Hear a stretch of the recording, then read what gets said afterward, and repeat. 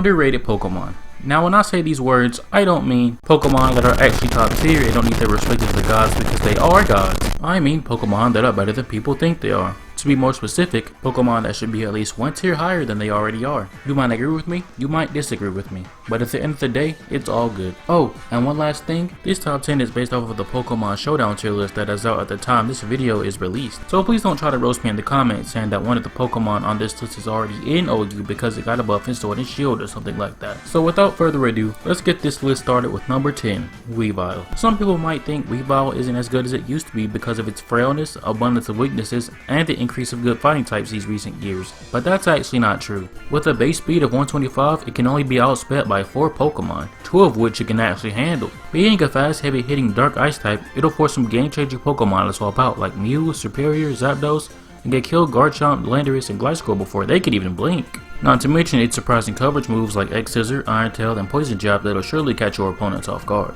It also has Brick Break, but that's not surprising. In fact, any Pokemon with arms can learn this move. And if you're really worried about Weavile's low defense, it has access to Reflect, which doubles its defense stat for 5 turns. Here's the set that I like to use. Fake Out for some priority damage, Knock Off for my Stab Dark type move, and it gets rid of my opponent's item.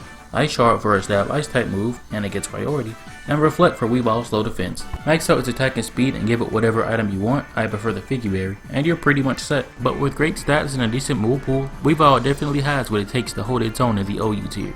Unless you're fighting a fighting type, then it's screwed. I said Weavile was still relevant despite all the new good fighting types. I never said it could beat them. Number 9, Mega Slowbro. Slowbro gets slept on more than he should, and I'm not just saying this because he's my favorite water sucker type. I'm saying this because he has the potential to become a bulky god. When I tested these Pokemon out in the OU tier, the one who did the best is Slowbro, and the one who did the second best is Weavile. Now I know what you're thinking, but Sweeps, if Slowbro and Weavile did the best, then why are they the lowest on the list? That's because out of all the Pokemon on this list, they are the highest ranked by Smogon standards. Weavile is underused borderline, and Slowbro is rarely used borderline. But anyways, back to Slowbro. He has access to stat boosting moves, a healing move, and a really good amount of coverage moves. In fact, he has a move super effective against every type he's weak to, with the only exception being electric. But you could technically use Hit and Power Ground for that. The stats I suggest are these right here. This set works best with a somewhat bulky Pokemon that can learn Trick Room. The one I use is Porygon too. So first you need to wait until the opponent sends out a Pokemon Slowbro has the advantage against, like Gliscor or Diancie. You will need to safely get Porygon 2 onto the field, which most likely means the Pokemon you already have on the field is gonna have to die.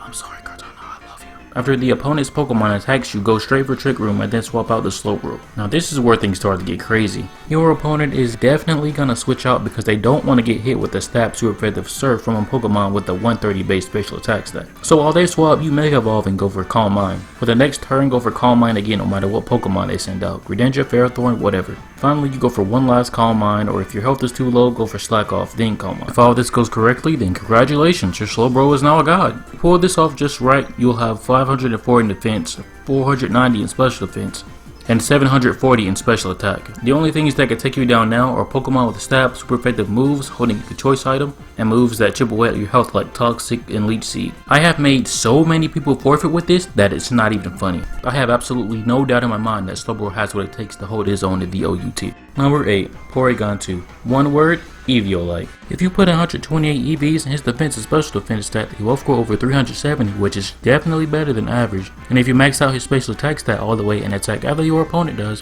which you most likely will because of how slow it is, go special attack stat goes with the 440 with the Analysis ability. And that's not all. Porygon 2 has a pretty good moveset to boot. For coverage, it can learn Ice Beam, Shadow Ball, Psychic, and more. It can learn Magic Bounce to reflect moves like Stealth Rock and Toxic, heal itself with Recover, and it gets Trick Room, which lets it go first for 5 turns. Albeit this means it won't get the Analytic boost, but its special attack stat is still good enough as it is. I have seen multiple people take Porygon 2 into the OU tier and see it catch bodies. This thing should be in the UU tier at least. Number 7, Scyther. Scyther is on this list for almost the exact same reason as Porygon 2.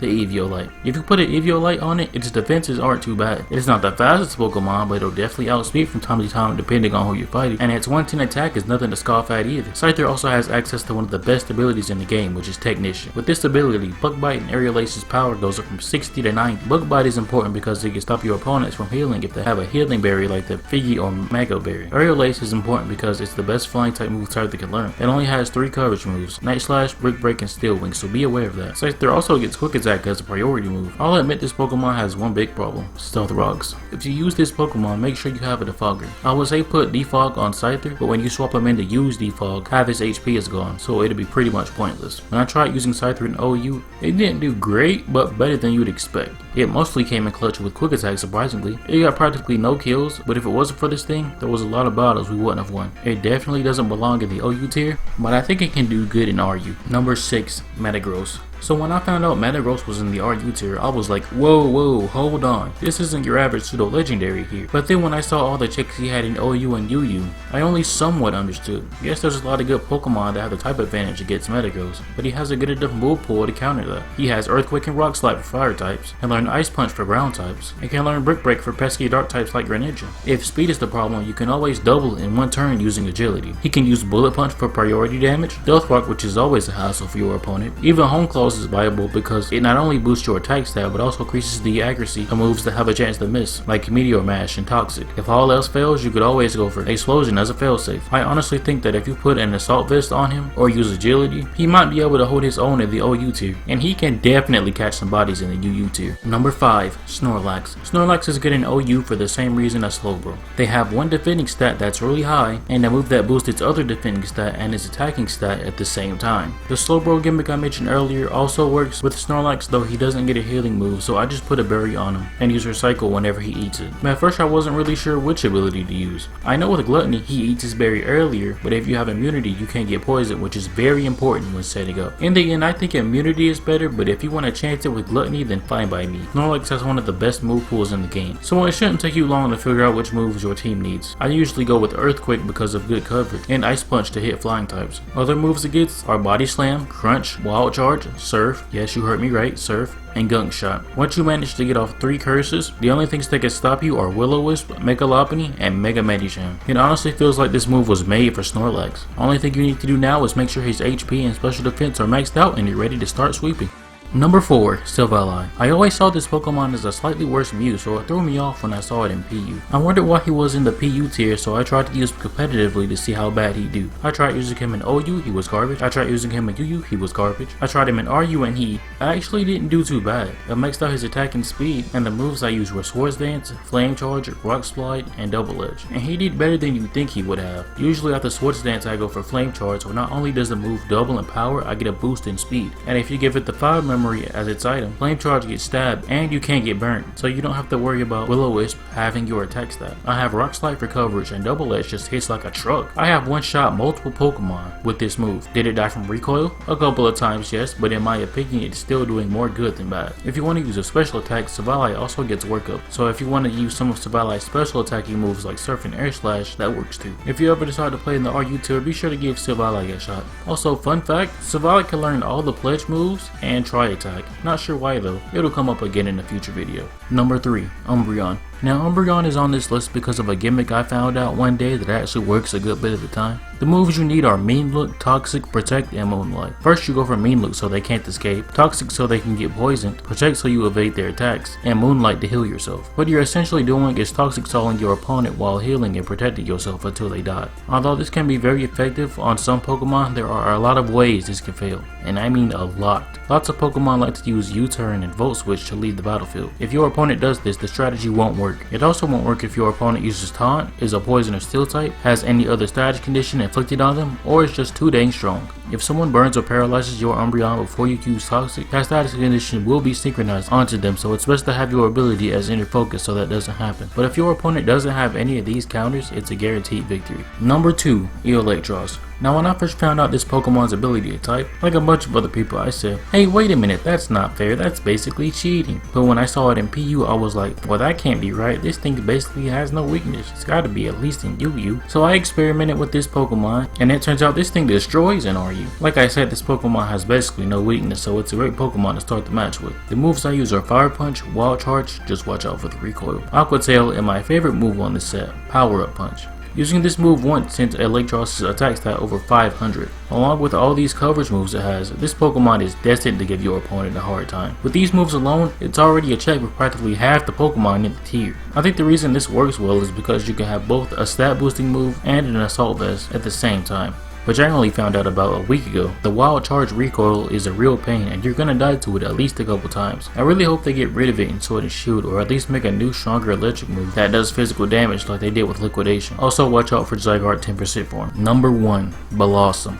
This Pokemon is so underrated it cannot be put into words.